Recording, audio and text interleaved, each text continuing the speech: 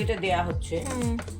প্রথমে আগের থেকে বলি তাহলে, প্রথমে বাটিতে 2 চামচ কি 3 চামচ টেবিল চামচের ময়দা নিলি, তারপরে তার মধ্যে একটু নুন দিলি, খাবার সোডা দিলে একটু দিতে পারিস, তারপরে পেঁয়াজ কুচিয়ে দিলাম, তারপরে সামান্য হলুদ, সামান্য লঙ্কার গুঁড়ো দিলি, তারপরে কাঁচা পেঁয়াজ আর কাঁচা লঙ্কা একটা কেটে দিলি ওর সঙ্গে কুচি কুচি করে দিয়ে, এবার এর মধ্যে একটা ডিম ফেটিয়ে দিতে হবে।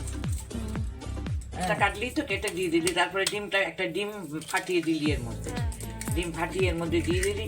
তার আগে নুন দেওয়া হয়ে গেছে, দিয়ে একটা ডিমেতে যদি হয়ে যায় ভালো, নাহলে আর একটা ডিম দিতে হবে যদি কম পড়ে।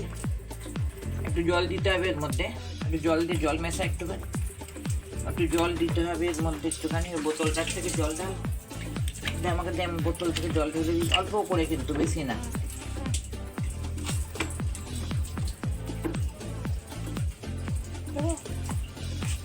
ব্যাস, বেশি পড়ে গেল জল, এত জল লাগবে না। এত জলের মধ্যে একটু খাবার সোডা যদি পারিস দিয়ে দিবে, মচমচো মতো হবে, কিংবা চালের গুঁড়ো একটুখানি দিয়ে এটা নাড়তে হবে। এবার কড়াই তেল আগে থাকতে দিয়ে রাখ, আঁচ বাড়িয়ে দে না, তাড়াতাড়ি হয়ে যাবে।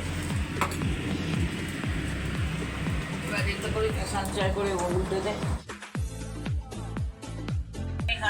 এর উপরে যখন এটা হয়ে গেলে ডিশে সাজিয়ে দিলি, একটু গোলমরিচ ছড়িয়ে দিলি, একটু সস দিয়ে দিলি, তারপরে যদি ধনে পাতা খাস ধনে পাতাও মেশাতে পারবি, তারপরে কাঁচা পেঁয়াজ এটা দিয়েও খেতে পারবি। ভালো, মানে জলখাবার হিসাবে খুবই ভালো এটা।